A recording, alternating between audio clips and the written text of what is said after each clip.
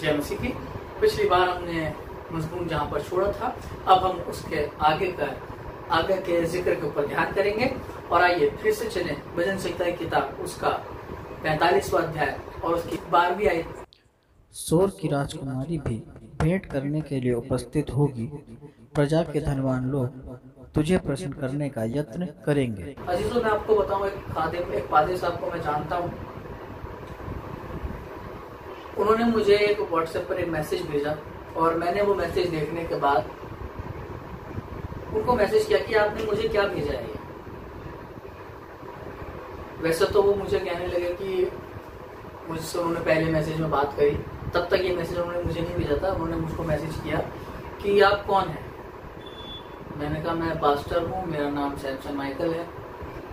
तो कहने लगे आपको किसने अधिकार दिया कि आप अपने आपको पास्टर कहें?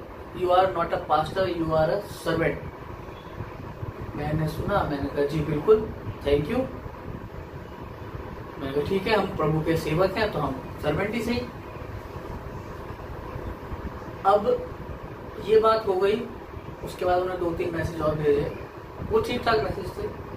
लेकिन एक दिन उन्होंने एक फोटो मैसेज भेजा जब मेरे को उन्होंने, तो मैंने उनसे तुरंत मैसेज करा और मैंने उनको पूछा, मैंने कहा ये आपने क्या भेजा है? तो उधर से उनका जो रिप्लाई आया उस मैसेज में उन्होंने जो लिखा, उन्होंने लिखा क्यों दिखाई नहीं दे रहा क्या है? जब उन्होंने ये बात मुझे लिख के भेजी, मुझे बड़ा अजीब लगा। मैंने कहा ये तो अपने आप को सेवक बता रहे थे, क्या सेवक ऐसे होते हैं? मैंने फिर उनको लिखा, मैंने कहा नहीं, मेरे को तो दिख रहा है कि आपने भेजा क्या है, लेकिन ये मुझे क्यों भेजा है? उन्होंने उस बात का कोई जवाब नहीं दिया। अगले दिन उन्होंने फिर से मुझे रात को मैसेज किया, 2-2:30 बजे 3 बजे करीब वो ऐसे ही मैसेज करते हैं। और मैंने सुबह में देखा तो वो मैसेज लिखते हैं मुझे कि तुम क्यों मेरे व्हाट्सएप पे मुझसे बहस कर रहे हो, जबकि मैंने सिर्फ ये पूछा था कि आपने मुझे क्यों भेजा है, मुझे ये समझ में नहीं आ रहा है, मुझे बताइए तो सही आपने मुझे क्यों भेजा है। और उन्होंने मुझे इस तरीके से लिख करके भेजा तो मुझे बड़ा अजीब लगा।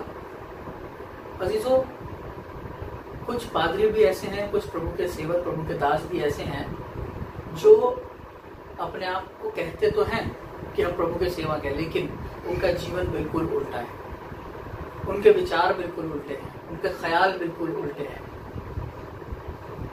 और यहाँ पर यूसुफ की अगर हम बात करें तो यूसुफ को जब पकड़वाया गया कि भाई फिरौन की बीवी ने ये कहा कि भाई ये मेरे कमरे में घुस आया, उसके ऊपर दोष लगाया। यूसुफ ने कोई झगड़ा नहीं करा, कोई लड़ाई नहीं करी। यूसुफ सिर्फ एक बात ये जानता था कि मेरा खुदा मुझे इन चीज़ों से बचाने की सामर्थ्य रखता है। और यूसुफ को जेल खाने में डाल दिया गया। 2 साल सजा बीतने के 2 साल के बाद यूसुफ जब बाहर आया, सोचिए 2 साल तक उसने धीरज धरा। हम लोग धीरज नहीं रख पाते हैं। 2 साल तक वो प्रभु से दुआ मांगता रहा, 2 साल तक प्रभु के भय में बना रहा। हमारे ऊपर एक बार कोई गलत बोल दे, हम धीरज तो बहुत दूर की बात है, हम तो फिर यही सोचते हैं कि खुदा ने हमारे लिए किया ही क्या है। बहुत से ऐसे लोगों को भी मैं जानता हूँ जो कहते हैं कि खुदा ने क्या किया हमारे। यूसुफ ने धीरज धरा, धीरज के साथ प्रार्थना करता रहा, खुदा का भय मानता रहा, खुदा से दुआ में बना रहा, खुदा के साथ अपने संबंध बनाए रखे। और खुदा ने उसको जब वहां से बहाल किया तो वचन बताता है कि परमेश्वर हमें घूरे पर से उठाकर अर्श पर बिठाने की सामर्थ्य रखता है। अब खुदा ने वही उसके साथ किया। परमेश्वर ने उसको जेल खाने से निकालकर पूरे मिस्र देश के ऊपर राजा ठहरा दिया, जो कि मिस्र का बादशाह खुद कहने लगा, सिवाय राजगद्दी के मैं तुझसे बड़ा हूं, बस राजगद्दी में, बाकी सब कुछ तेरे अधिकार में। और पूरा मिस्र उसके हाथ में दे दिया गया। ये तो लिखा है, मैं फिर से पढ़ देता हूँ 41वीं आयत।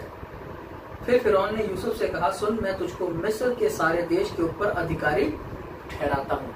खुदा आपको भी अधिकारी ठहरा सकता है। खुदा आपको भी हर चीज के ऊपर अधिकार दे सकता है।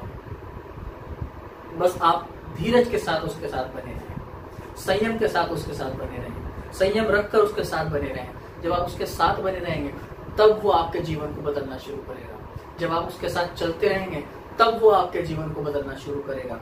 तब वो आपको फर्श पर से उठाकर अर्श पर बिठाने की सामर्थ्य रखता है। वो आपको ऊपर उठाएगा, आपको महिमा दिलाएगा, आपको लोगों के बीच में जान पहचान दिलाएगा, लोगों के बीच आपका मान सम्मान कराएगा।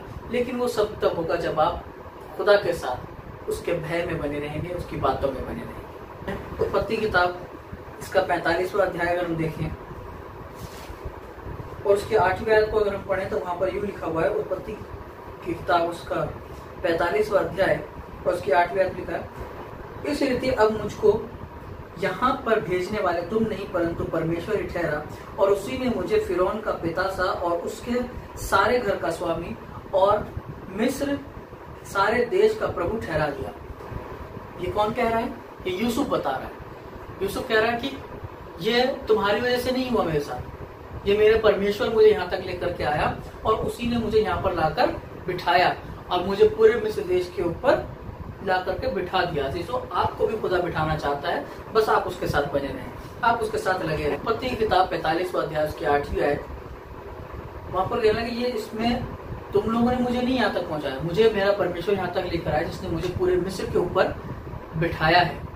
अजीजों, हम लोग भी परमेश्वर के घर से अगर प्रेम रखेंगे, परमेश्वर के लोगों से प्रेम रखेंगे, परमेश्वर के काम को करने से प्रेम रखेंगे, परमेश्वर के भय में चलेंगे, जो लोग परमेश्वर का भय मानते हैं उनके साथ खुदा की खिदमत को अंजाम देंगे, परमेश्वर के काम को परमेश्वर के लोगों के साथ करने में खुशी दिखाएंगे, आनंद दिखाएंगे, खुदा के लोगों को सपोर्ट करेंगे, उनकी सेवकाई में उनके साथ खड़े होकर, उनके साथ गीत गाकर, उनके साथ खड़े होकर वचन प्रचार करके, वचन को लोगों तक पहुंचाकर, खुदा की महिमा को लोगों तक पहुंचाकर, खुदा के बारे में लोगों को बताकर जब आप ये काम करना शुरू करेंगे तो खुदा भी आपको जहां पर आप रहते हैं सरफराज करना शुरू करेगा।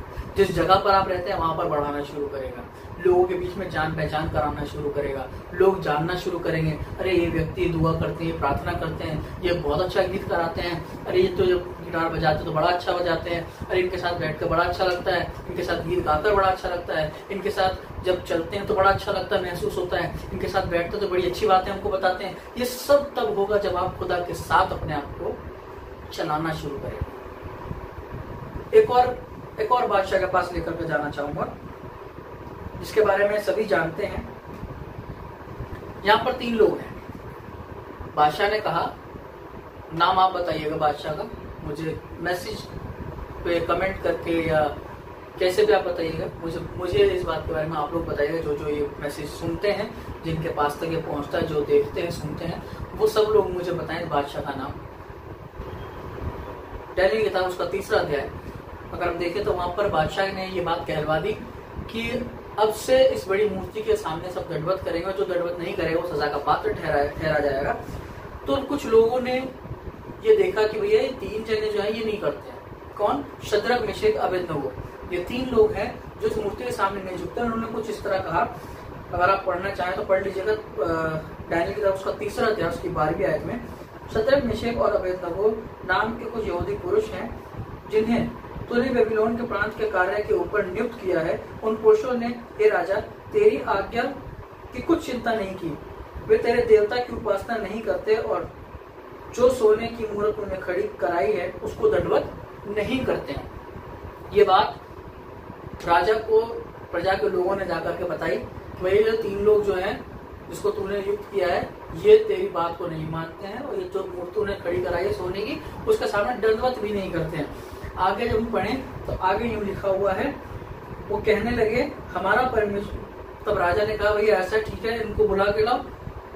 तो राजा ने इनको बुलवा लिया और उनको कहा अगर तुम नहीं इसको दंडवत करोगे तो तुम्हें धधकते आग के भट्टे में डाल दिया जाएगा। तो वो कहने लगे हमारा परमेश्वर जिसकी हम उपासना करते हैं वह हमको धधकते भट्टे की आग से बचाने की शक्ति रखता है, वरन हे राजा वह हमें तेरे हाथ से छुड़ा सकता है। यदि नहीं तो हे राजा तुझे मालूम हो कि हम लोग तेरे देवता की उपासना नहीं करेंगे और ना तेरी खड़ी कराई हुई सोने की मूर्त के आगे दंडवत करेंगे। यहाँ पर ये 3 लोग राजा को साफ कह रहे हैं भैया हम तेरी मूर्ति के आगे नहीं झुकेंगे, हम तेरी मूर्ति के आगे दंडवत नहीं करेंगे, हम सिर्फ अपने परमेश्वर की उपासना करेंगे, सिर्फ हम अपने परमेश्वर के सामने झुकेंगे। अजीजों, कई बार मैं और आप बहुत सी बार कई चीजों में कॉम्प्रोमाइज कर लेते हैं। मैं बहुत से ऐसे क्रिश्चियन लोगों को जानता हूँ जो अपने आप को क्रिश्चियन कहते हैं, ईसाई कहते हैं, हरिद्वार चर्च जाते हैं, लेकिन वो साईं के मंदिर में भी जाते हैं, वो साईं को भी मानते हैं, वो मंदिरों में भी चले जाते हैं, वो टीका भी लगाते हैं, वो हाथ में भी सब कुछ पहनते हैं। हाथ में सब कुछ पहनने का मतलब धागा भी बांध लेते हैं हाथ में, है क्रिश्चियन, ईसाई हैं, ईसाई बताते हैं अपने आप को। सब काम करते हैं क्योंकि उन्होंने अपने आप को समझौते के अंदर बिठा लिया है। प्रसाद भी खा लेते हैं और कहता है कुछ नहीं है तो कुछ नहीं होता। कुछ नहीं होता नहीं, वचन इस बात के बारे में मना कर रहा है। अगर आप ये काम कर रहे हैं तो याद रखिए, शतरंग मेशक अबेदनगो राजा के सामने कह रहे हैं हम तो अपने ही परमेश्वर के सामने दंडवत करेंगे और तेरी बनाई मूर्ति के आगे दंडवत नहीं करेंगे। अगर तू हमें धधकता के भट्टे में जलाना चाहता है तो जला दे। क्या आपने कभी अपने अजीजों से, अपने दोस्तों से इस बात के बारे में कहा कि भाई हम मंदिर में ही जाएंगे, हम प्रसाद नहीं खाएंगे, हम ये धागे हाथ में नहीं बनवाएंगे? सोच के देखिए।